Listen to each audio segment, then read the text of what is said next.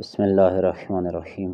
سن 11 ہجری میں جب سیدۃ النساء العالمین شہزادی کونین بطول عذراء فاطمۃ الزہراء سلام اللہ علیہا کی شہادت ہونے لگی تو بی بی سلام اللہ علیہا نے اپنی وصیتوں میں سے ایک وصیت یہ بھی فرمائی کہ اے علی، میرے بعد آپ کو زندہ رہنا ہے۔ اور بہرحال بی بی جانتی تھی کہ کربلا کے لیے میرے حسین کے ناصران یاوران کا وہ وہ لشکر تیار کرنا ہے کہ جو حسین اور زینب کے کربلا میں کام آئے۔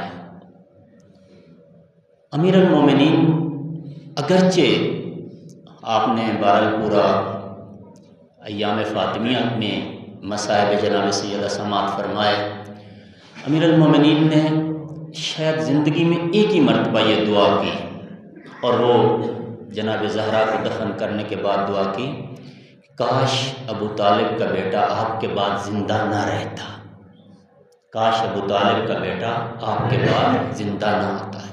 لیکن بی بی نے فرمایا، جب وصیتیں ہو رہی تھیں اس وقت بھی بی بی نے فرمایا، نہیں علی، آپ اپنے آپ کو سنبھالیں، آپ کو میرے بعد زندہ رہنا ہے، آپ کو میرے بعد زندہ رہنا ہے۔ روایت بتاتی ہے کہ امیر المومنین علیہ السلام نے جناب صدیقہ طاہرہ کی وصیت کے مطابق دو روایتیں ہیں۔ ایک روایت یہ ہے کہ جناب شہزادی کونین کی شہادت کے بعد پہلی شادی ہی جناب ام البنین سے کی۔ دوسری روایت بتاتی ہے کہ نہیں، امیر المومنین علی علیہ السلام نے جناب ام البنین سے پہلے ایک شادی کی، اور وہ شادی کن کے ساتھ تھی؟ امامہ بنت زینب بن خالہ، ان کے ساتھ کی۔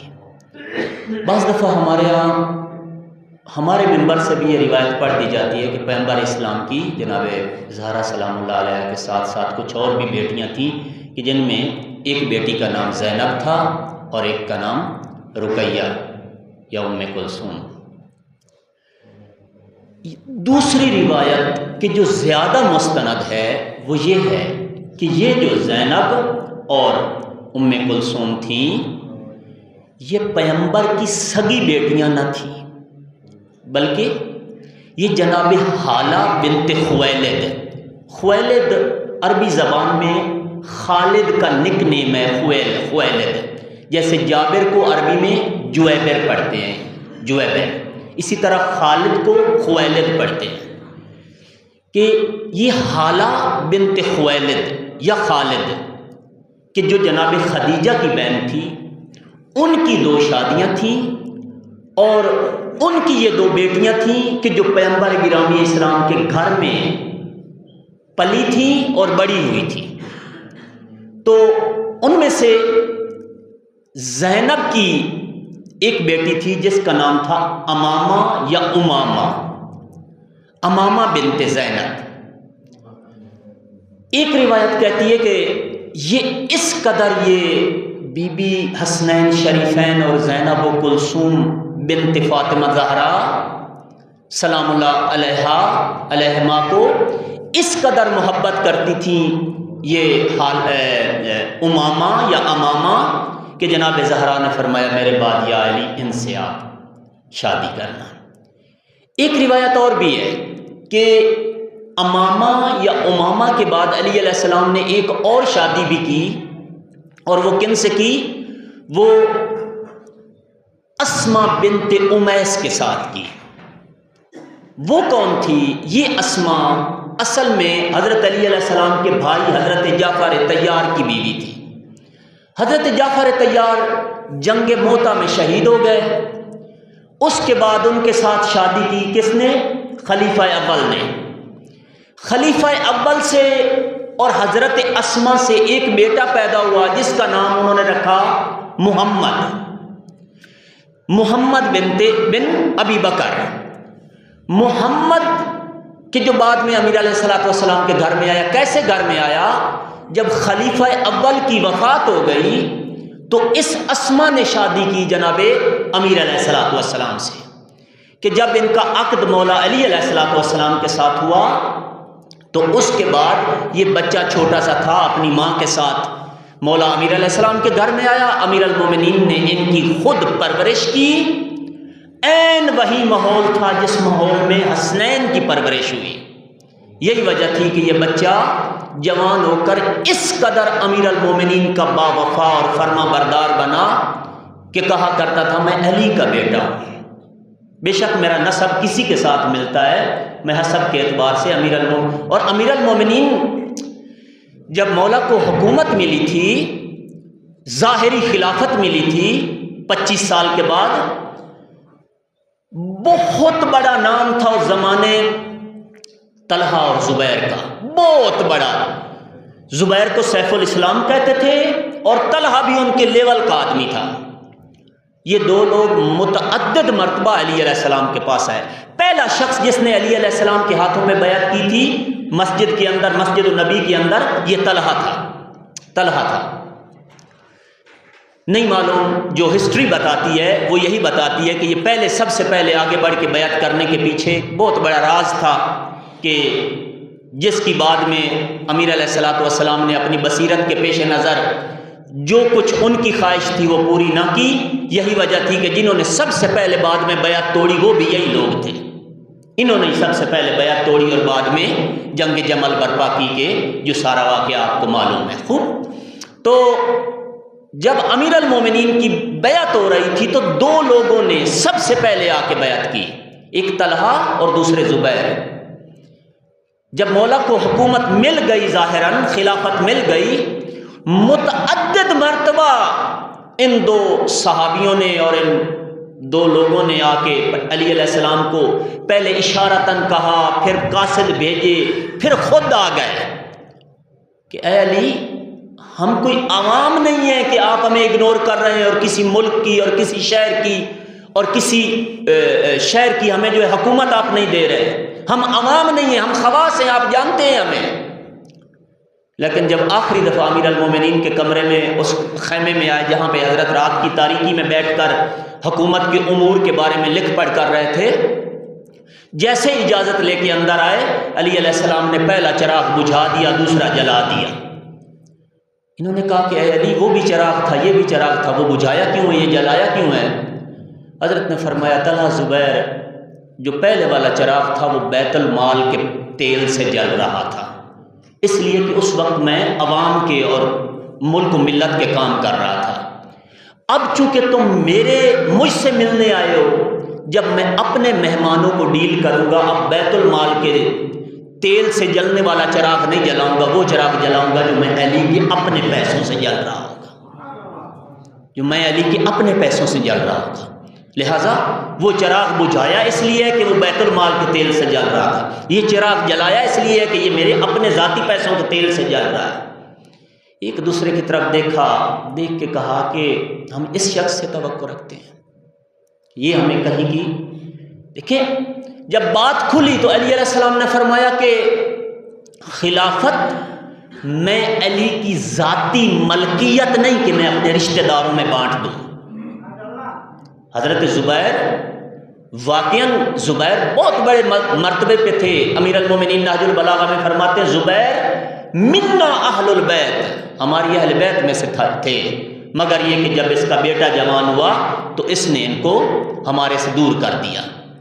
زبیر، عبداللہ ابن زبیر کی بات کرتے ہیں کہ ہماری اتنے بڑے لیول کے لوگوں کو علی علیہ السلام نے کسی چھوٹے سے شہر کی حکومت نہ دی، لیکن محمد ابن ابی بکر کو مصر جیسے شہر کی علی علیہ السلام نے حکومت عطا کر دی۔ محمد ابن ابی بکر جو ایج میں، جو سن و سال میں ان سے چھوٹے تھے اور ظاہراً ان کی خدمات پیغمبر کے ساتھ اس طرح سے نہیں تھی، لیکن پھر بھی محمد ابن ابی بکر کو علی علیہ السلام نے مصر کی حکومت عطا کر دی، اس لیے کہ مولا نے فرمایا یہ رشتہ داری کی بنیاد پہ نہیں، یہ معیار اور میرٹ اور تقوی کی بنیاد پر ہے۔ جو اس معیار پہ پورا اترتا ہے علی اس کو حکومت دیں گے۔ لہذا اسما بنت امیس سے شادی کی۔ ایک شادی اور لکھتے ہیں، وہ حضرت محمد حنفیہ کی والدہ سے لکھتے ہیں کہ یہ بھی جناب فاطمہ بنت حزام یا حزام الکلابیہ کے ساتھ شادی سے پہلے حضرت کی شادی ہو گئی۔ بہرحال یہ ساری شادیاں امیر المومنین کی تاریخ بتاتی ہے۔ تاریخ میں ڈیفرنٹ روایتیں ہیں۔ ایک روایت یہ ہے کہ نہ، پہلی شادی ہی جناب فاطمہ سے ہوئی تھی، فاطمہ بنت حزام سے الکلابیہ۔ لیکن چونکہ حضرت ابو فضل العباس علیہ الصلوۃ والسلام کی جو ولادت بسعادت ہے وہ 26 ہجری میں ہوتی ہے، 26 ہجری میں، یعنی کربلا کے میدان میں حضرت عباس کی عمر مبارک 34 سال، تقریباً 34 سال تھی، 26 ہجری میں ہوتی ہے۔ 11 ہجری سے لے کر اگر امام علی علیہ السلام کی شادی جناب ام البنین کے ساتھ، یعنی پہلا بچہ 26 ہجری میں آ رہا ہے، تو 11 ہجری سے لے کر یہ تقریباً 15 سال کا ڈیوریشن بنتا ہے۔ 15 سال کے وقفے میں کیا امیر المومنین نے کوئی ایک شادی بھی نہیں کی؟ یہی وجہ ہے کہ بعض مورخین کہتے ہیں کہ نہیں، بی بی ام البنین سے پہلے امیر علیہ الصلوۃ والسلام نے شادیاں کی تھیں۔ بعض 3 شادیوں کے قائل ہیں، بعض فقط ایک شادی کہ جو امامہ بنت زینب بنت حالہ کہ جو بی بی خدیجہ کی بہن تھی۔ اور جناب خدیجہ الکبریٰ کے بارے میں مورخین کا، میکسیمم مورخین کا اتفاق ہے کہ جناب خدیجہ پہلے سے شادی شدہ نہ تھی۔ یہ ایک نیا موضوع ہے کہ انشاءاللہ کبھی پروردگار نے مجھے موقع دیا تو بہرحال میں آپ کی خدمت میں عرض کروں گا تاریخی اسناد کے ساتھ، ثبوتوں کے ساتھ، کہ جناب خدیجہ کی نہ عمر 40 سال تھی اور نہ ہی جناب خدیجہ الکبریٰ کی پہلے کوئی شادی تھی۔ ورنہ جناب خدیجہ الکبریٰ وہ ہیں کہ جن کے وصال کے سال کو پیغمبر نے عام الحزن کا سال دیا۔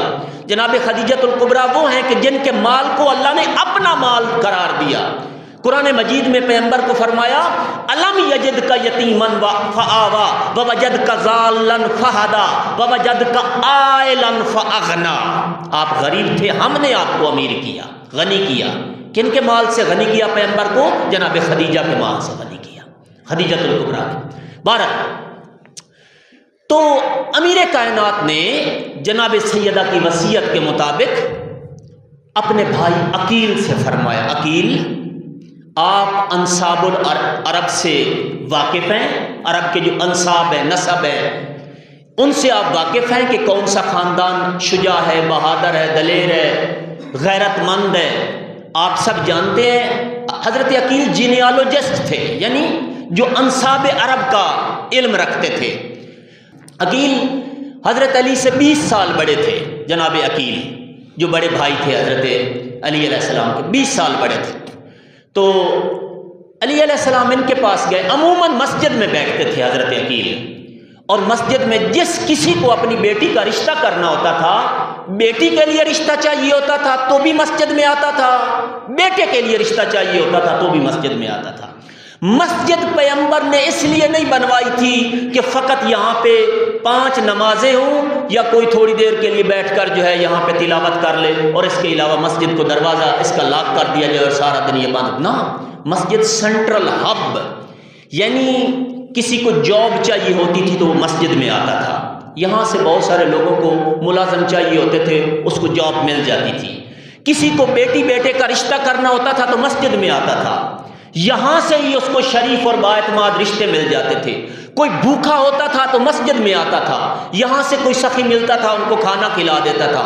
کوئی جاہل ہوتا تھا تو مسجد میں آتا تھا، یہاں سے ان کو علماء علم دے کر، گویا مسجد امت کی اور مومنین کی تمام حاجات کو پورا کرنے کا ایک مقام تھا۔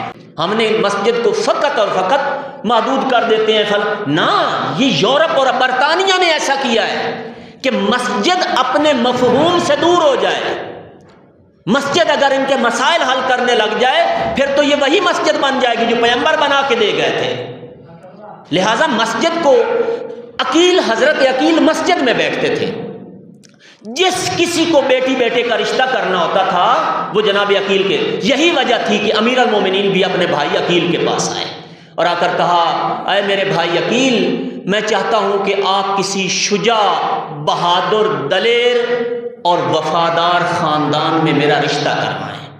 میں چاہتا ہوں میرا ایک ایسا بیٹا پیدا ہو کہ جو حد درجہ دلیر ہو، جو حد درجہ شجاع و بہادر ہو۔ یہاں پہ بعض افراد، بعض ہمارے جوان، ہماری بیٹیاں، ہمارے بیٹے جب کالجز میں، یونیورسٹیز میں جاتے ہیں تو وہاں پہ وہ سوچتے ہیں کہ شاید ہمارا اپنا جو انتخاب ہے اپنی شادی کے لیے، وہ ہمارا اپنا انتخاب ہمارے والدین سے یا ہمارے بڑوں سے زیادہ اچھا ہے۔ عموماً میرے اسٹوڈنٹ بھی مجھ سے پوچھتے ہیں کہ سر کسی کو ہم پسند کرتے ہیں اور ان سے شادی کر لیں، چونکہ ہماری اپنی پسند ہے تو آپ کیا کہتے ہیں؟ میں ان کو اتنا ہی کہتا ہوں، بچوں اگر آپ مولا علی سے زیادہ سمجھدار ہیں تو خود کر لیں، اور اگر آپ مولا علی سے کم سمجھدار ہیں تو علی نے اپنے بھائی عقیل کے ہاتھوں اپنی شادی کروائی تھی۔ صلوات پڑھیں محمد و آل محمد کی ذات پر، اللہم صل علی محمد و آل محمد۔ اگر آپ باب مدینۃ العلم سے زیادہ سمجھدار ہیں تو پھر خود جا کے کر لیں۔ آپ جوان ہیں، نوجوان ہیں، آپ کے جذبات عروج پہ ہیں، آپ کی سوچ پختہ نہیں ہے۔ ممکن ہے آج جذبات میں آ کر کسی کے ساتھ آپ کو، یہ معمولی بات نہیں ہے شادی کرنے والی، یہ پوری زندگی کا فیصلہ ہے۔ علی جیسے امام نے بھی خود نہیں اپنے بھائی کے تھرو رشتہ تلاش کروایا اور ان کے ساتھ جو ہے گئے اپنے بھائی عقیل کے پاس، جا کے کہا کہ عقیل میں چاہتا ہوں کہ ایسے خاندان میں شادی کروں جو وفادار بھی ہو، جو شجاع بھی ہو۔ جناب عقیل نے فرمایا کہ میرے بھائی آپ 1 مہینے کے بعد میرے پاس آنا۔ جب 1 مہینے کے بعد عقیل کے پاس، حضرت عقیل کے پاس مولا علی علیہ السلام گئے تو عقیل نے کہا کہ علی آپ کے لیے ایک خاندان تلاش کیا ہے جس خاندان کی خصوصیت یہ ہے کہ میرے بھائی علی کے بعد اس جیسا بہادر سرزمین عرب پر اور کوئی خاندان نہیں ہے۔ ایک ہی خاندان ہے جو علی کے بعد، یعنی عقیل بھی سمجھتے تھے کہ علی کا ہمسر کوئی نہیں ہے۔ علی جیسا شجاع اور دلیر، یہ قدرت کی عطا ہوتی ہے۔ جناب یعقوب کے 12 بیٹے تھے، خدا نے یوسف کو پسند کر لیا۔ جی خاندان اس میں بنی ہاشم میں کتنے اور لوگ تھے؟ حضرت عبد المطلب کے کتنے بیٹے تھے؟ خدا نے عبداللہ کے بیٹے کو نبوت عطا کی۔ پروردگار کی اپنی عطا ہے، پروردگار کا اپنا انتخاب ہے۔ یہ ادھر کی بات نہیں، یہ ادھر کی بات ہے۔ ادھر سے یہ منتخب ہو کے آتے ہیں۔ جناب عیسیٰ کا 1 دن کے عیسیٰ تھے، آغوش مادر میں کہنا انی عبداللہ آتانی الکتاب وجعلنی نبیہ۔ ادھر آ کے جناب عیسیٰ نے کچھ محنت کی تھی، کیا نمازیں پڑھی تھی، کوئی روزے رکھے تھے کہ جس کے نتیجے میں ان کو نبوت مل گئی تھی؟ نہ۔ علامہ مجلسی علیہ رحمہ فرماتے ہیں یہ تو نبوت اور امامت تو بہت بلند مقام ہے، یہ جو آپ اور ہم شیعہ ہیں یہ بھی ادھر کی بات نہیں، یہ ادھر کی بات ہے، یہ ادھر کی بات ہے۔ ادھر تمام ارواح کو پروردگار عالم نے نور اہل بیت پیش کیا تھا۔ بعض روحوں نے ان کے حسن، ان کے عدل، ان کی عظمت کے پیش نظر ان کو سینے سے لگا لیا۔ جس نے جس قدر خاندان نبوت کے ساتھ ادھر محبت کی ہے وہ اسی قدر اس دنیا میں اہل بیت کا وفادار ہے۔ لیکن بعض ارواح نے ان سے بیزاری اختیار کی تھی۔ اللہ نے جبر نہ ادھر کیا ہے نہ ادھر کیا ہے کہ کسی کے گلے میں رسی ڈال کر خدا کہے کہ آ زبردستی اہل بیت کے دروازے پہ جھک جا، نہ، خدا کسی کے گلے میں رسی ڈال کر اس کو اہل بیت کی دہلیز پہ نہیں لے آتا۔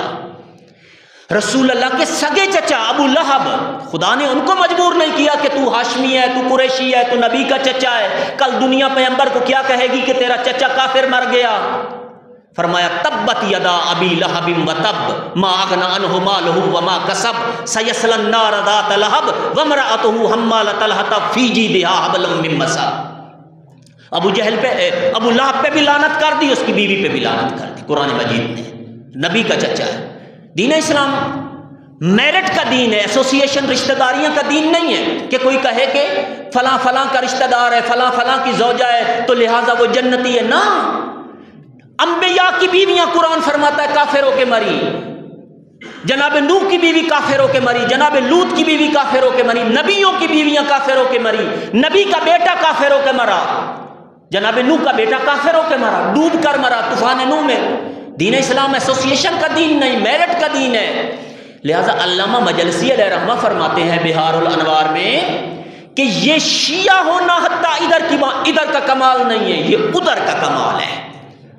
عالم میثاق میں جس نے ولایت اہل بیت کو قبول کیا تھا وہ ادھر آ کے شیعہ بنا ہے۔ عالم عہد و پیمان میں، عالم میثاق میں جس نے علی اور اولاد علی کی ولایت کو قبول کیا وہ ادھر آ کے شیعہ بنا ہے۔ یہ ہر کسی کے بس میں نہیں ہے۔ کسی شاعر نے کہا کہ ہر شخص نہیں لائق مداحی حیدر، اخیار کو یہ طرز کلام آ نہیں سکتا، مر جائے گا منافق نہ پکارے گا علی، ناپاک زبانوں پہ یہ نام آ نہیں سکتا، مر جائے گا منافق۔ لہٰذا یہ ادھر کی بات نہیں ادھر کی بات ہے۔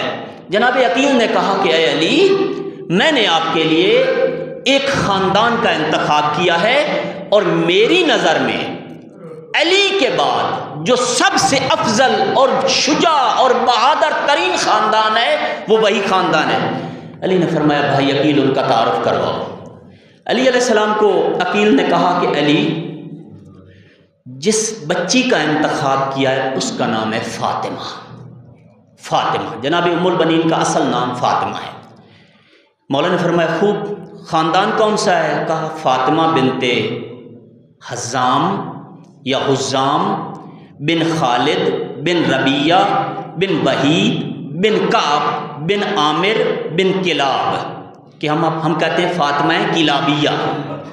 اس خاندان کو خاندان عامر بھی کہتے ہیں، اس خاندان کو خاندان کلاب بھی کہتے ہیں، کہ فاطمہ یہ کلابی ہے، کہ اس جناب کلاب کی وجہ سے بی بی ام البنین کو فاطمہ کلابیہ کہتے ہیں۔ بہرحال بہت آگے جانا مناسب نہیں۔ بن ربیہ بن عامر، یہ سارے جو ہیں اس خاندان کے افراد ہیں۔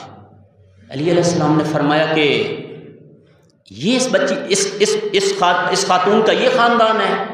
کہا علی، اس خاتون کا یہ خاندان ہے کہ جس میں ایک شخص ہے جس کا نام ہے ابو البرا۔ معلوم ہے ابو البرا کو کہتے تھے ملاحہ بالاسنہ۔ ملاحہ بالاسنہ کا عربی زبان میں مطلب یہ ہے وہ شخص جو نیزے کی نوکوں کے اوپر سروں کے ساتھ بازی کرتا ہو، کھیلتا ہو۔ بازی کرنا یعنی کھیلنا، سر کاٹے اور کاٹ کے ان کو نیزے کی نوک کے اوپر جو ہے چرخائے، ان سے کھیلے، اس کو کہتے ہیں عربی زبان میں ملاحہ بالاسنہ۔ ابو البرا وہ بہادر کہ جو سنگین اور وزنی پتھر آسمان میں پھینکتا تھا، آتے ہوئے پتھر کو اپنے ہاتھوں پہ روک لیتا تھا۔ اتنا بڑا طاقت، وزنی ترین پتھر جنگل میں یا کسی صحرا میں شیر کے مقابلے میں تک و تنہا جا کے مقابلہ کرتا تھا، تک و تنہا جا کے اکیلا مقابلہ کرتا تھا۔ علی علیہ السلام نے جب خاندان کے، علی بھی جانتے تھے آخر ابو طالب کے بیٹے تھے، عقیل کے بھائی تھے، باب مدینہ العلم تھے، یہ تو کوئی حضرت کوئی سبق دینا چاہتے تھے اپنے پیروکاروں کو، اپنے ماننے والوں کو، اپنے فرزندوں کو، اپنے شیعوں کو قیامت تک، کہ شاید رشتہ داری کیسے کرنی ہے آگے چل کے، بچوں کے رشتے کیسے کرنے ہیں۔ ورنہ علی بھی جانتے تھے کہ کون سا خاندان کس طرح کا خاندان ہے، ایسا نہیں کہ مولا کو پتہ نہ تھا۔ مولا نے فرمایا کہ عقیل، اس خاندان کی وہ خاتون نے کہا اس خاندان سے تعلق رکھتی ہے۔ فرمایا مجھے قبول ہے، مجھے قبول ہے۔ جناب ام البنین کا جو خاندان تھا، ہم شجاعت میں، بہادری میں، اور ہم اپنی قد و قامت میں مشہور ترین خاندان تھا، کہ اپنے جسم کی ہیکل کے اعتبار سے، وضع و قد کے اعتبار سے، اپنے قد اور وجود کے اعتبار سے بھی عرب کے بڑے خاندانوں یعنی افضل ترین خاندانوں میں شمار ہوتا تھا۔ یہ جو کہتے ہیں نا کہ حضرت عباس جب گھوڑے پہ بیٹھتے تھے تو پاؤں زمین پہ، یہ بالکل سچی روایت ہے، سچی روایت ہے۔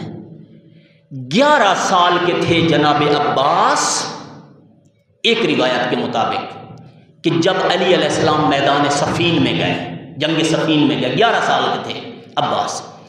علی علیہ السلام حسنین کو لے کے جانا چاہ رہے تھے، باقی صحابیوں کو، ساتھیوں کو لے کے جانا چاہ رہے تھے۔ بی بی ام البنین نے کہا کہ یا علی، کیا میرے بیٹے کو ساتھ نہیں لے جائیں گے؟ 11 سال کے۔ یعنی بچہ جوان ہی اسلام میں 15 سال کی عمر میں، میل بیبی جو لڑکا ہوتا ہے 15 سال کی عمر میں ہوتا ہے، ابھی 15 سال کے بھی نہیں ہوئے تھے کہ جناب قد اتنا ہو گیا تھا کہ پتہ نہیں چلتا تھا خود علی ہے یا عباس ہے۔ 11 سال کی عمر میں قد اتنا بلند ہو گیا تھا، عام آدمی کو پیچھے سے پتہ نہیں چلتا تھا کہ یہ علی آ رہے ہیں یا عباس آ رہے ہیں۔ لہذا علی علیہ السلام نے عباس سے پوچھا، عباس آپ بھی تیار ہیں؟ کہا بابا جان تیار ہوں۔ کہا آ جائیں، آ گئے۔ بہرحال بعض مورخین یہ لکھتے ہیں کہ جب میدان میں امیر شام ایک شخص کو لے آیا تھا جس کا نام تھا ابن شسا، اور وہ عرب میں شامیوں کی جانب سے شجاع ترین اور بہادر ترین شخص تھا، بہادر ترین شخص تھا۔ امیر شام نے اس سے کہا کہ کیا تو علی کو قتل کرے گا؟ اس نے کہا میں قتل کروں؟ میرا بیٹا علی کو جا کے قتل کرے گا۔ اتنا مغرور تھا، کہا اس عرب کی سرزمین پہ کسی کی طاقت نہیں کہ میرا مقابلہ کر سکے، میرا بیٹا۔ 3 بیٹے وہ لے کے آیا تھا، 3 بیٹے۔ جب اس نے امیر شام نے اس کے پہلے بیٹے کو میدان میں بھیجا اور اس نے اپنا مبارز طلب کیا تو کہتے ہیں کہ علی علیہ السلام کو امام مجتبیٰ نے کہا بابا مجھے اجازت دیجیے، فرمایا نہیں۔ حسین علیہ السلام نے کہا بابا مجھے اجازت دیجیے، فرمایا نہیں۔ عباس کی طرف دیکھا، عباس آپ تیار ہیں؟ ادب کا سر جھکا کے کہا بابا میں تیار ہوں، میں تیار ہوں۔ فرمایا نقاب اوڑھ لیں۔ نقاب چڑھا، جب تک میں نہ کہوں نقاب نہیں اتارنی، میرا گھوڑا لیں، میری تلوار لے، جاؤ میدان میں۔ عباس میدان میں گئے۔ اس شخص کے ابن شسا کے پہلے بیٹے کو پہلے ہی وار میں عباس نے صفین کے میدان میں لٹا دیا، فنار کر دیا۔ ابن شسا نے اپنا دوسرا بیٹا بھیجا، دوسرے بیٹے کو عباس نے قتل کر دیا۔ ابن شسا نے تیسرا بیٹا بھیجا، تیسرے بیٹے کو جناب عباس نے قتل کیا۔ اب اس کی آنکھوں کے سامنے سیاہی آ گئی، اندھے ہاتھی کی طرح میدان سے اپنے گھوڑے پہ بیٹھ کے عباس پہ ٹوٹا، لیکن علی کے شیر نے ابن شسا کو بھی صفین کے میدان میں فنار کر دیا۔ امیر شام کی فوج نے دیکھا کہ علی تو اپنے لشکر کے پیچھے گھوڑے پہ سوار کھڑا ہے، یہ میدان میں نقاب اوڑھ کے لڑ کون رہا ہے؟ کچھ لوگ آگے بڑھے، انہوں نے کہا کہ جوان اپنے چہرے سے نقاب ہٹاؤ۔ عباس نے بابا کی طرف مڑ کے دیکھا، کہا جوان نقاب ہٹاؤ۔ عباس نے بابا کی طرف مڑ کے دیکھا۔ جب انہوں نے تیسری دفعہ کہا عباس نقاب ہٹاؤ، علی علیہ السلام نے فرمایا میرے لال نقاب ہٹاؤ۔ عباس آہستہ سے نقاب ہٹا کے کہا انا قمر بنی ہاشم ابو فضل العباس، انا قمر بنی ہاشم ابو فضل۔ 11 سال کی عمر میں عباس عین علی لگتے تھے، عین علی لگتے تھے۔ یہ پہلا تعارف تھا عباس کا میدان کارزار میں، پہلا تعارف تھا عباس کا صفین کے میدان میں۔ اس کے بعد ہر کسی کو پتہ چل گیا اس خاندان میں ایک علی نہیں، ایک علی اور بھی آ گیا ہے، ایک علی اور بھی آ گیا ہے، اور وہ عباس ہے۔ بہرحال میں ایک دفعہ پھر واپس آؤں۔ جناب عقیل گئے، جب جناب علی علیہ السلام نے فرما دیا کہ ٹھیک ہے یہ میرے لیے خاندان ٹھیک ہے، زوجہ ٹھیک ہے، یہ رشتہ ٹھیک ہے، جناب عقیل گئے۔ جب گئے تو خاندان کلابیہ کا دستور یہ تھا، سخاوت اس سطح پہ پہنچی ہوئی تھی، جو کوئی بھی حاجت مند آتا تھا 3 دن اس کو اپنے دسترخوان پہ بیٹھا کے صرف اس کی خدمت کرتے تھے، صرف خدمت کرتے تھے 3 دن تک، نہیں پوچھتے تھے تیری حاجت کیا ہے، تیسرے دن اس سے پوچھتے تھے تیری حاجت کیا ہے۔ جناب عقیل آئے، 3 دن تک ان کی مسلسل خدمت کی جاتی رہی، نہیں انہوں نے پوچھا کہ عقیل کیوں آئے ہیں آپ، مسلسل خدمت کی جاتی رہی۔ اب جب تیسرے دن جناب عقیل نے بہرحال علی علیہ السلام کے لیے کہا کہ ہم آپ کے خاندان سے اپنے بھائی علی کے لیے جو ہے رشتہ مانگنا چاہتے ہیں، چونکہ یہ بزرگوار شہر نشین نہ تھے، یہ دیہات کے رہنے والے تھے، ان کو یقین نہیں آ رہا تھا کہ واقعاً علی ہمارے خاندان میں شادی کریں گے، کیونکہ علی کو جانتا تھا، عرب و عجم سب جانتے تھے۔ انہوں نے کہا کہ عقیل واقعاً آپ اپنے بھائی علی کی بات کر رہے ہیں؟ کہا میں اپنے بھائی علی کی بات کر رہا ہوں۔ ابھی ادھر یہ باتیں چل رہی تھیں، یا جناب فاطمہ بنت حزام اپنی والدہ کے ساتھ کہ جن کا نام تھا سمامہ، بی بی سمامہ کے ساتھ بیٹھی ہوئی تھی، اور سمامہ روایت بتاتی ہے ان کے بالوں میں اس زمانے کے مطابق جو بھی دستور تھا کنگھی کر رہی تھی۔ یہ بچی کہتی ہے اپنی ماں سے، ماں میں نے رات ایک خواب دیکھا ہے۔ کہا کیا خواب دیکھا ہے؟ کہا ماں میں نے خواب دیکھا ہے میں خوبصورت ترین حسین ترین جگہ پہ ہوں، اور اس جگہ پہ بیٹھ کر میں عالم کے بارے میں غور و فکر کر رہی ہوں، اس آسمان کے بارے میں غور و فکر کر رہی ہوں کہ جو بغیر ستونوں کے کھڑا ہے، اس عالم کی خلقت کے بارے میں غور و فکر کر رہی ہوں کہ ایک دفعہ آسمان سے چاند ٹوٹا ہے اور میری آغوش میں آ گیا ہے۔ ایک دفعہ آسمان سے چاند ٹوٹا ہے اور میری آغوش میں آ گیا ہے۔ بی بی نے فرمایا پھر؟ کہا ماں فقط وہ چاند نہیں، اس کے بعد 3 ستارے بھی میری آغوش میں آ گئے ہیں، 3 ستارے بھی میری آغوش میں آ کر گرے ہیں۔ تو بی بی نے فرمایا پھر؟ کہتی ہیں کہ مجھے نہیں سمجھ آ رہی کہ یہ چاند کا ٹوٹنا اور میری آغوش میں آنا اور ستاروں کا ٹوٹنا اور میری آغوش میں آنا، یہ کیا ماجرا ہے، یہ کیا چیز ہے؟ جناب سمامہ سمجھ گئی کہ یہ معمولی بات نہیں، انہی کے رشتے کے لیے عقیل آئے ہوئے ہیں جو اپنے بھائی عقیل علی کے لیے رشتہ مانگ رہے ہیں۔ یعنی یہ بچی آگے چل کر کسی ایسی اولاد کی ماں بننے والی ہے کہ جن کی بشارت ان کو شادی سے پہلے ہو رہی ہے، جن کی بشارت ان کو شادی سے پہلے ہو رہی ہے۔ لہذا بی بی کو آواز آئی آسمان سے اسی وقت، فرمایا کہ بشرا کے یا فاطمہ بسادت الغرر ثلاثت انجم وظاہر القمر ابوہم سید فی الخلق الکاتبہ بعد الرسول قضا قد جاء بالخبر۔ کہا کہ اے فاطمہ آپ کو بشارت ہو کہ اللہ تبارک و تعالیٰ نے آپ کو ایک قمر بنی ہاشم عطا کرنا ہے اور 3 ستارے اس کے ساتھ دینے ہیں۔ آپ کا عقد اس شخص کے ساتھ ہونے والا ہے جو پیغمبر کے بعد خدا کی کائنات میں افضل ترین انسان ہے، پیغمبر کے بعد خدا کی کائنات میں افضل ترین انسان ہے، اور یہ خبر ہم آپ کو وقت سے پہلے دے رہے ہیں۔ عقد حضرت عقیل نے خود پڑھا۔ روایت بتاتی ہے کہ جب یہ بی بی امیر المومنین کے دروازے پہ آئیں، زینب و کلثوم و حسن و حسین دروازے پہ آ گئے۔ کہا ماں گھر میں تشریف لائیں۔ بی بی رک گئی، بطول کے دروازے کی دہلیز کو پکڑ لیا اور دروازے پہ رک گئی۔ بچوں نے کہا ماں آپ اندر تشریف لے آئیں، ماں آپ اندر تشریف لے آئیں۔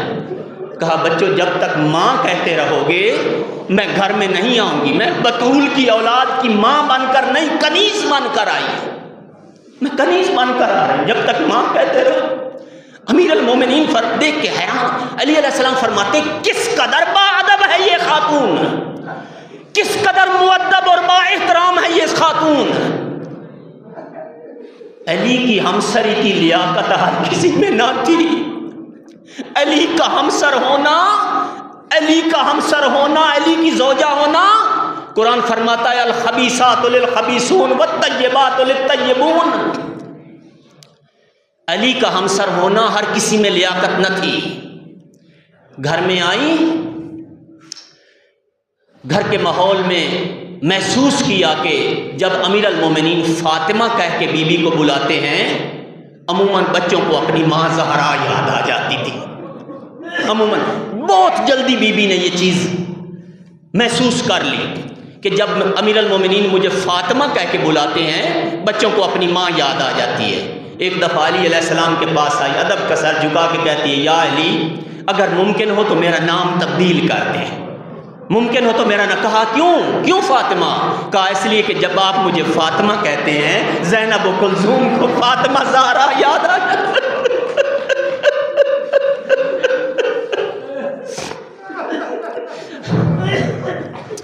زینب و کلثوم کو، حسن و حسین کو فاطمہ بنت محمد یاد آتا ہے۔ یہ وہ وفا تھی جو عباس کو ماں کی جانب سے ملی، یہ وہ وفا تھی جو عباس کو ماں کی جانب سے ملی تھی۔ روایت بتاتی ہے کربلا کے میدان میں جب زین ذوالجناح سے عباس گرے تھے، یہ وہ وقت تھا کہ جس وقت کچھ بھی آدمی کو یاد نہیں رہتا۔ جب زین ذوالجناح سے گرے، حسین جس طرح سے بھی عباس کے سرانے پہنچے، حسین علیہ السلام نے عباس کا سر اٹھایا، اپنے زانوں پہ رکھا، عباس نے اپنا سر اٹھا کے ریت پہ رکھ لیا، حسین نے پھر عباس کا سر اپنے زانوں پہ رکھا، عباس نے پھر اپنا سر اٹھا کے ریت پہ رکھ لیا۔ جب تیسری دفعہ عباس نے حسین کے زانوں سے اپنا سر اٹھا کے ریت پہ رکھا، حسین نے فرمایا عباس کیا مجھ سے ناراض ہو میرے بھائی؟ میری وجہ سے جان دے رہے ہو اس لیے اپنا سر میرے زانوں پہ نہیں رکھتے؟